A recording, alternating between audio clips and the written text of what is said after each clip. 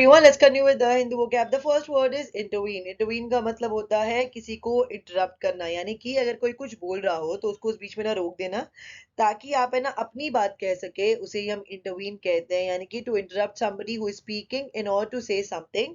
तो इसका synonym क्या हो जाएगा? Intercede. Antonym क्या हो जाएगा? Avoid. आप इसे अपने sentence में use कर सकते हैं. I would like to help, but I don't have the power to intervene in this dispute. The next one is respite. Respite का मतलब होता है, समझिए कि अगर आप कोई ना बहुत भारी काम कर रहे थे या कोई डिफिकल्ट काम कर रहे थे तो उसके बीच में जब है ना ब्रेक लेते हैं ना तो उसे ही रिस्पाइट कहा जाता है। एग्जाम्पल लीजिए कि अगर आप दिन रात अपने ना एग्जाम के लिए ना सुबह से ना पढ़े जा रहे हैं पढ़े जा रहे हैं पढ़े जा रहे हैं, तो छोटा सा जो आप ब्रेक लेते हैं ना चाय पीने के लिए या नीचे टहल के आने के लिए, तो उसे ही रिस्पाइट कहते हैं। So short period of rest from something that is difficult और अनप्लेजेंट, तो इसका सिनोनिम क्या हो जाएगा? ब्रेक। आप इसे अपने सेंटेंस में यूज कर सकते हैं। We work for hours without respite, यानी कि हम लोग है ना घंटों काम करते रह गए बगैर ब्रेक लिए। The next one is pursue. Pursue का मतलब होता है कुछ पाने की कोशिश करना या किसी काम में लगे रहना, उसे ही परस्यू कहते हैं, यानी कि to try to achieve something और to continue to do something over a period of time. तो इसका सिनोनिम क्या हो जाएगा? सीक। एंटोनिम क्या हो जाएगा? इग्नोर। आप इसे अपने सेंटेंस में यूज कर सकते हैं।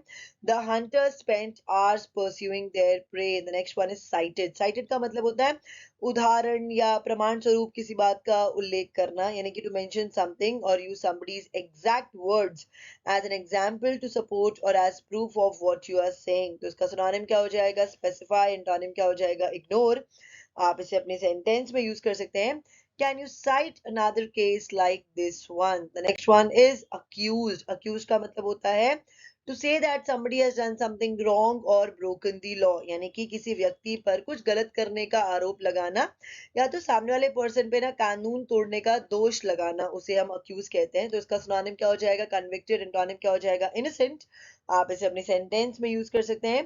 The surgeon was accused of negligence. The next one is prosecute. Prosecute का मतलब होता है अदालत में किसी पर औपचारिक रूप से अपराध का अभियोग लगाना या दोषारोपण करना, उसे ही प्रोसिक्यूट कहा जाता है, यानी कि to officially charge somebody with a crime and try to show that he or she is guilty in a court of law।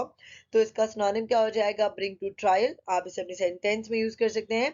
the banker was prosecuted for fraud। the next interim। interim का मतलब होता है the time between one event process और period and another, यानी कि जो अंतिम या स्थायी नहीं है। तो इसका सिनोनिम क्या हो जाएगा? इंटरवल। एंटोनिम क्या हो जाएगा? कंटिन्यूएशन। आप इसे अपने सेंटेंस में यूज कर सकते हैं। There will be an interim government to oversee the transition to democracy। The next one is plea। plea का मतलब होता है कि important emotional request, उसे ही plea कहा जाता है, यानी कि याचना या तो अपील या तो भावुक निवेदन। तो इसका सिनोनिम क्या हो जाएगा? अपील। आप इसे अपने सेंटेंस में यूज कर सकते हैं। The captive made an impassioned plea for his life to be spared। The next pogrom देखिए, पोग्राम का लिटरल मीनिंग होता है बर्बादी, यानी कि the organised destruction of an ethnic group is called as a pogrom. आप इसे अपनी सेंटेंस में यूज कर सकते हैं।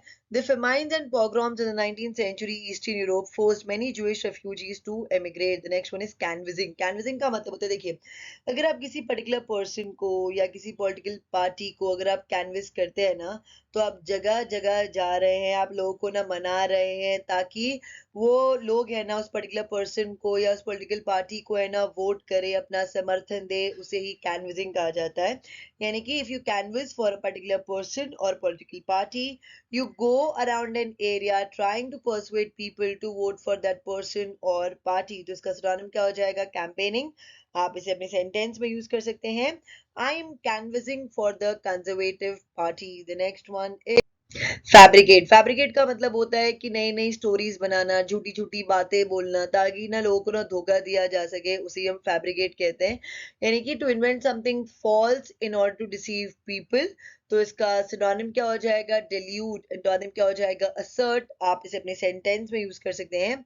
He was late, so he fabricated an excuse to avoid trouble। The next one is at first blush। देखिए एक phrase है, एट फर्स्ट ब्लश का मतलब होता है कि पहली झलक में, एट द फर्स्ट ग्लिम्स और इम्प्रेशन, उसे ही एट फर्स्ट ब्लश कहा जाता है। आप इसे अपने सेंटेंस में यूज कर सकते हैं। At first blush, we thought it was an elegant restaurant, but it soon became obvious that it was hardly the place for a special dinner। The next one keep the pot boiling. Keep the pot boiling का मतलब होता है to ensure that something remains active और engaging, यानी कि किसी बात को या किसी मुद्दे को ना एक्टिव रखना, एंगेजिंग रखना, उसे ही कीप द पॉट बॉइलिंग कहा जाता है। आप इसे अपने सेंटेंस में यूज कर सकते हैं। I threw in a question just to keep the pot boiling while my brain caught up. The next one is polarization. Polarization का मतलब होता है the act of dividing something, especially something that contains different people or opinion, into two completely opposing groups. यानी कि कहीं पर ना दो लोग अगर ना बट जाएं, जिनके ना ओपिनियन, थॉट प्रोसेस या व्यू ना completely opposite हो ना एक दूसरे से ना, तो उसे ही polarization कहा जाता है।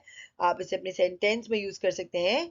The polarization of society into rich and poor can clearly be seen in urban areas. The next one is alleged. Alleged का मतलब होता है claim or statement that is alleged hasn't been proven yet. यानी कि कोई ऐसा claim या statement जो कि alleged है, वो अभी तक सच साबित नहीं हुआ है, उसे ही alleged कहा जाता है। तो इसका सिनोनिम क्या हो जाएगा? सपोज्ड। एंटोनिम क्या हो जाएगा? एक्चुअल। आप इसे अपने सेंटेंस में यूज कर सकते हैं। He is being hunted by police for his alleged involvement in several murders. The next one is implicate. Implicate का मतलब होता है to show that somebody is involved in something unpleasant, especially a crime. यानी कि ये दिखाना कि कोई पर्सन ना किसी ना बुरी चीज में ना इन्वॉल्व है, ज्यादातर क्राइम में, उसे ही इम्प्लीकेट कहते हैं।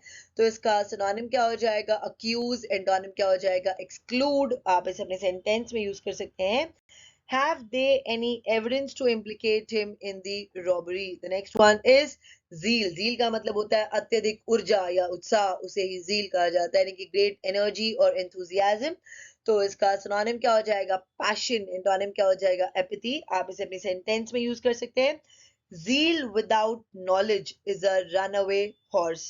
That's it for today. अगर आपको वीडियो अच्छा लगा तो इसे लाइक करें, शेयर करें, कमेंट करें, साथ ही साथ मेरे चैनल को सब्सक्राइब करें। Thank you.